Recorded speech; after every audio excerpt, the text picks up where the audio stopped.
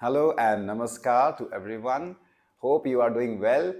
So in today's video, we are going to understand about three common mistakes in Kapalbhati. So what are these common three mistakes in Kapalbhati and how we can correct them? Everything about this we will discuss in this video. So one by one, we are going to discuss all three mistakes and how we can correct them simultaneously. Everything about this we are going to discuss in this video. So watch it completely and correct your practice if you are also making any of these mistakes or maybe all three. Let's start the video. First common mistake that I have been seeing, many times when I see beginners, people who say I do Kapalbhati, and when I see them, how they are doing it. So first thing that I notice, they don't pay enough attention on the posture. So one common mistake is the posture itself. Ideally, for Kapalbhati, you should be sitting in Padmasana. If Padmasana is not accessible for you because of lack of flexibility in the lower body, you never practice Padmasana and you are not comfortable with Padmasana, then you can avoid this Padmasana. There are few more options if you can't do Padmasana. Like this, I am sitting in Ardha Siddhasana. This asana is very effective. If you can't do Padmasana, do Kapalbhati in this asana.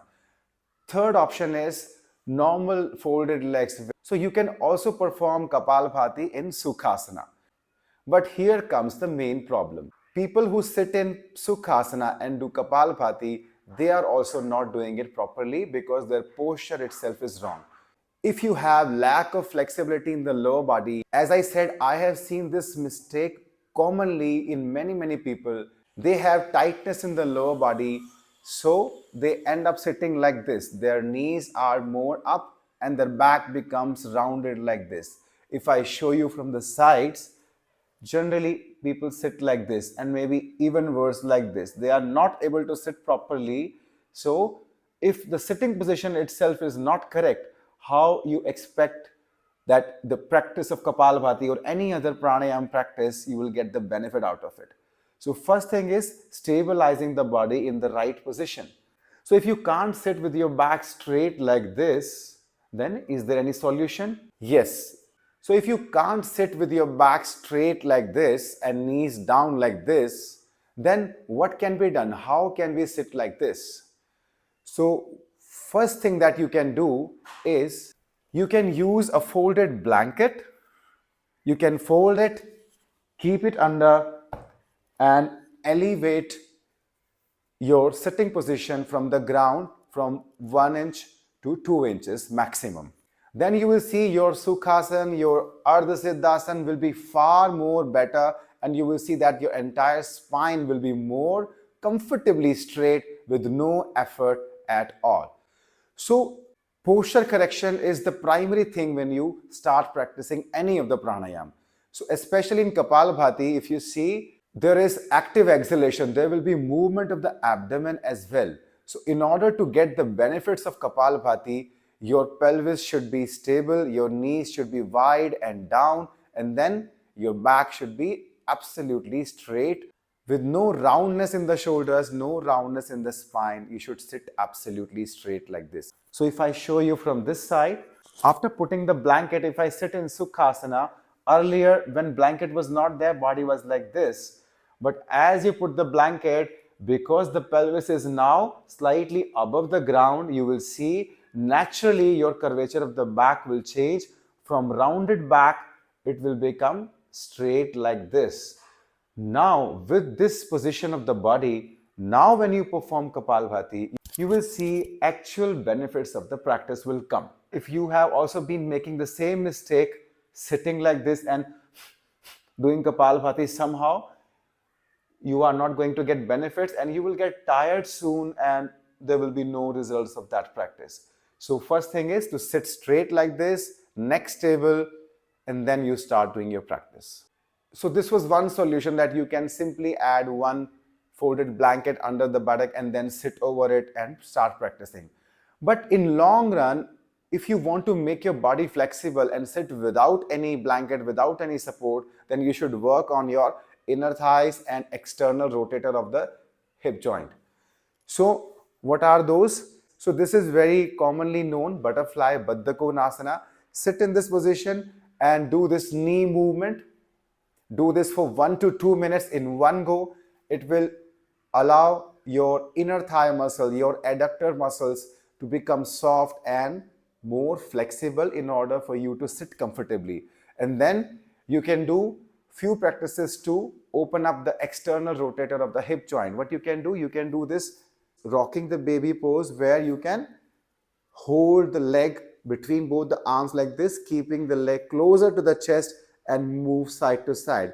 It will open up these muscles, and eventually you will see your Padmasana, your Sukhasana, your Ardha Siddhasana, all sitting positions will become more comfortable, more accessible for you easily. Then you will not need any blanket or any other thing to sit on. Any modification will not be required if your muscles are prepared enough to give you proper sitting position. Now let's understand the second common mistakes in Kapalbhati. So this is related to the breath part, the actual part of the Kapalbhati, where we actively exhale and move the abdominal muscles, how the entire practice happens. So what I have noticed is people who are beginner or people who do practices in competitive spirit, they start doing Kapalbhati in fast pace. Like they have less capacity, but they start doing it more rapid, more fast, because in their mind somehow they feel like fast is the right way. But fast is not the right way. So if you are doing it fast and your body is not prepared enough, then you will end up gushing or maybe stopping in the middle. You will need some more time to get recovery and then do the second round. If all these things are happening, that means you are not doing it in the right manner.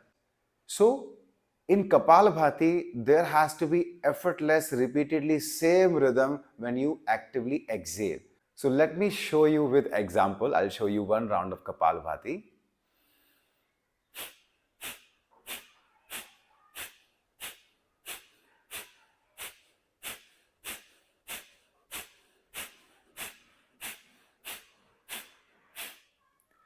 After stopping Kapalbhati, I immediately started talking to you so that you understand there is no change in the voice, there is no need for me to breathe in separately so that I get the energy to talk to you. So this is where the problem comes. People who do it in a different rhythm, like sometime more effort, sometime less effort, there is no particular same rhythm of the breath, they end up gushing, they end up breathing extra, they end up like stopping in the middle. They need few more seconds to prepare themselves for the second round, because after 10-20 repetitions, because it was not in proper rhythm, they need some time to breathe in again and then start their practice. So how you can correct this? For that, you need to check. If you are a beginner, you never practiced Kapalbhati before, then you should start with very slower rhythm of the Kapalbhati. Like you should take 1 second to 2 seconds. For some people it could be 1.5 seconds, for some people it could be 2 seconds, for some people it could be 1 second for one stroke. So how you can do? Sitting in Ardha Siddhasana or Sukhasana, or you can place folded blanket and then sit over it. Then gyana mudra, keeping shoulders relaxed, head straight, and obviously spine comfortably straight. Half inhalation, and then start active exhalation repeatedly, one after the other in the same rhythm, back and forth.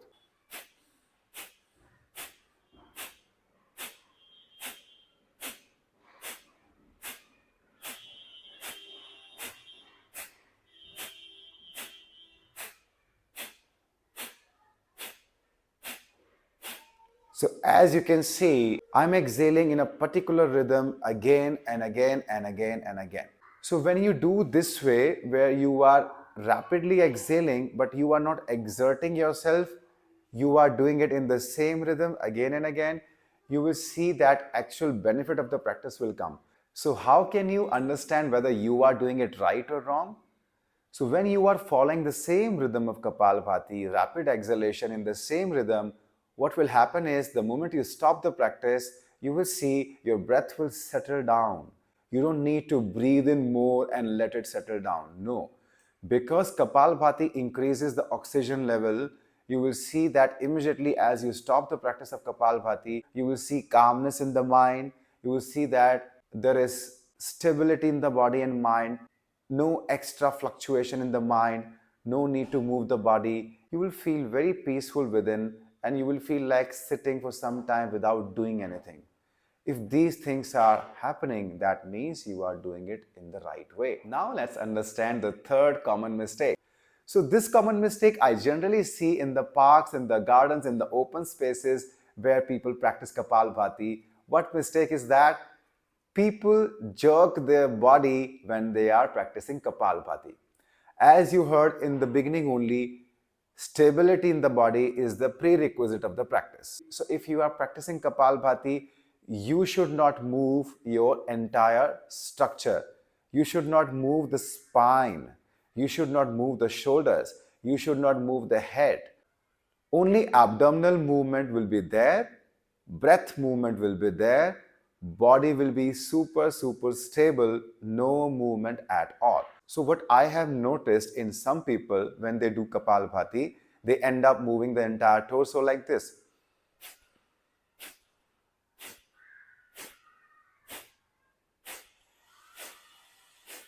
In some cases, they move their shoulders.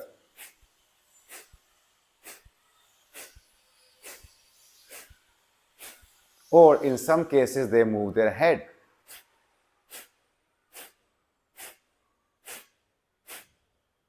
So these mistakes happens unconsciously. So I'm just reminding you that if you are also that person who is making such mistakes where head movement, shoulder movement, or the entire spine is moving, then you should correct yourself. Try to sit with more stability in the body. Sit on a folded blanket as I explained you in the beginning. Understand how you can keep the body more stable, and then you will see the results of the Kapalbhati will be multifolded.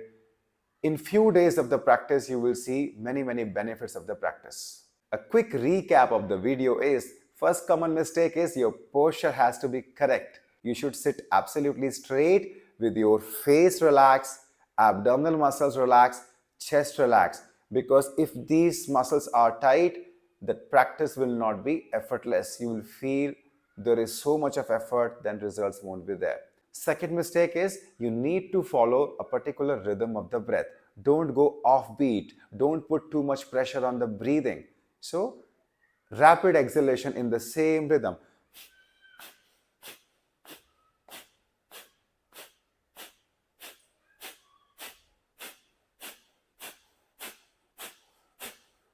You can adjust as per your capacity. If you feel like I can't go fast, do it slowly, but do it in the same rhythm so that you get the maximum benefit and there is no much pressure on your respiratory system. Third common mistake, do not move your body. So sometimes people move their body here and there with each stroke. Any kind of movement, you can, this was just example. So ideal thing is your body should not move at all, only abdominal movement and the breath movement. Then you will see Kapalbhati will give you so many benefits. I hope this video was useful for you. If you find it informative, useful, share this video with your friends, with your family. And if you are new to the channel, subscribe the channel for more such videos. Thank you. May all be happy, may all be peaceful, may all be free. Om Namah Shivaya.